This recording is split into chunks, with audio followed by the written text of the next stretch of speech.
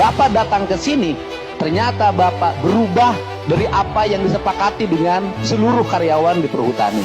Datang ke sini Bapak malah pelengak-pelengok. Bapak mundur jadi pimpinannya. Malu saya lihatnya. Terima kasih, saya jujur aja, saya kecewa kedatangan Bapak kemari.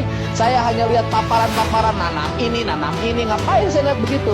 Saya ingin Bapak mewakili karyawan, jangan ngaku serikat kalau tidak mewakili karyawan.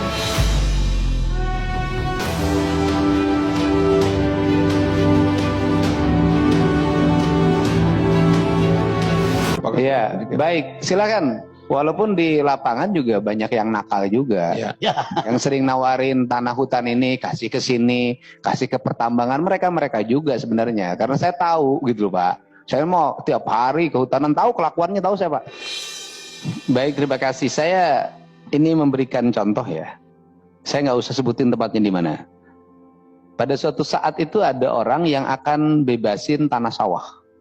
Saya bilang, buat apa bebasin tanah sawah dengan lebar hampir 10 meter untuk bangun jalan?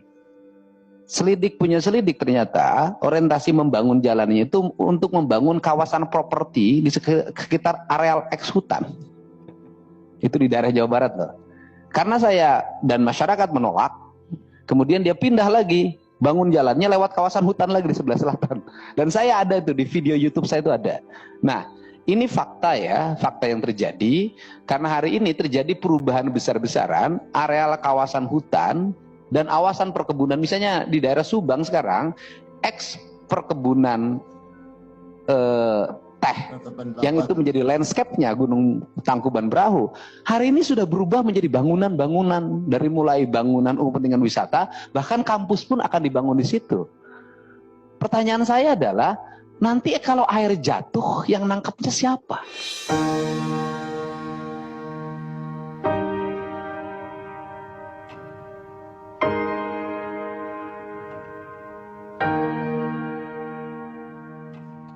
Jadi kawasan membangun industri di sebelah utara itu bisa banjir besar nanti suatu saat. Nah, aspek ini tidak menjadi bahan pertimbangan. Semua orang berpikir daripada areal perkebunan tidak bermanfaat, ya lebih baik dibangun bangunan yang ekonomi gitu loh. Padahal dulu Belanda membuat kawasan catchment area termasuk daerah Sabuk Hijau di kawasan gunung, itu tujuannya adalah konservasi tetapi tidak mematikan ekonomi. Cuman salahnya bangsa kita ngelola tehnya nggak bisa, tehnya hancur, kemudian tanahnya dirubah jadi bangunan-bangunan. Ini nggak ngerti, padahal sekolahnya tinggi-tinggi saya lihat.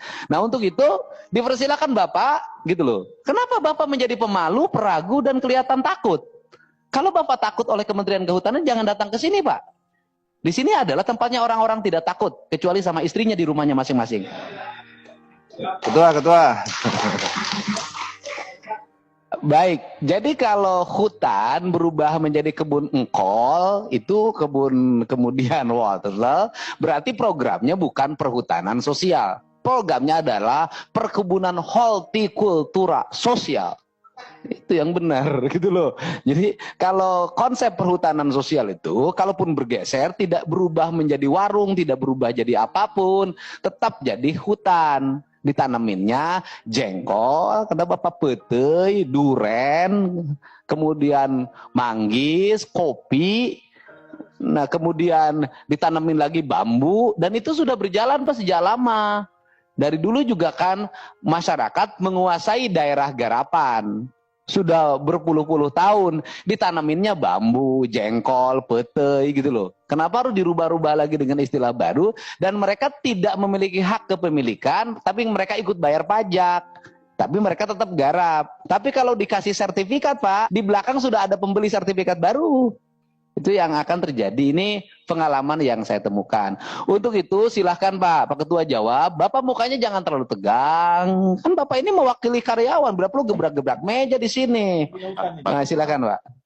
Saya betul-betul mewakili wilayah saya yang sedemikian parah lahan kritisnya.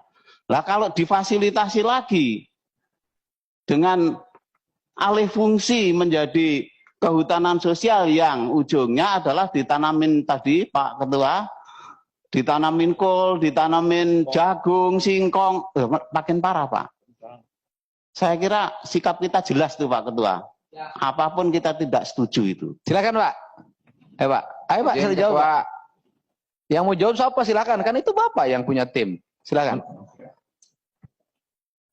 Iya, beberapa hal yang perlu saya sampaikan Pak. Tadi ada karyawan terdampak atau enggak. Sesungguhnya memang ada Pak, 1,1 itu ada yang ini menurut data yang kita dapat, ada terdampak hilang itu dulu. Terdampak hilang itu maksudnya ada sebuah wilayah yang memang sebagian besar hilang Pak, pindah. Itu ada 792 orang. Kemudian yang terdampak merger. Hilang itu PHK maksudnya Pak ya? Kita sudah sampaikan dan nyatakan tidak akan ada PHK di Perum Tani, sehingga nanti kita dilakukan pemetaan terhadap karyawan yang terdampak karena KDPK. Kalau 1 juta hektar dikelola oleh warga, kalau misalnya 1 orang pegawai dulu ngelola 10, berarti ada 100.000 pegawai yang hilang. Nah, pertanyaannya adalah, kalau itu keawasannya hilang, emang mau digaji dari mana? Loh, harusnya Bapak ngomongnya dari sini ke sini adalah ngomongnya begini loh Pak. Bapak ini ngomong di sini, saya mewakili karyawan. Kami berkeberatan terhadap SK tersebut dan kami khawatir karyawan nanti tidak bisa digaji walaupun tidak di PHK. Begitu. Loh, Bapak di sini, saya tuh pusing lihat Bapak itu. Ya. Mewakili karyawan apa Bapak mewakili Menteri Kehutanan? Saya mendapat banyak WA loh hari ini dari para karyawan perhutani di seluruh Indonesia. WA-nya adalah, Bapak dianggap tidak komit terhadap apa yang menjadi kesepakatan.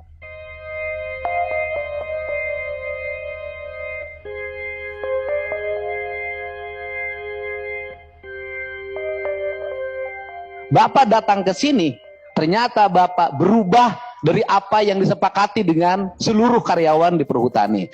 Datang ke sini Bapak malah plengak-plengok. Bapak mundur jadi pimpinannya. Malu saya lihatnya.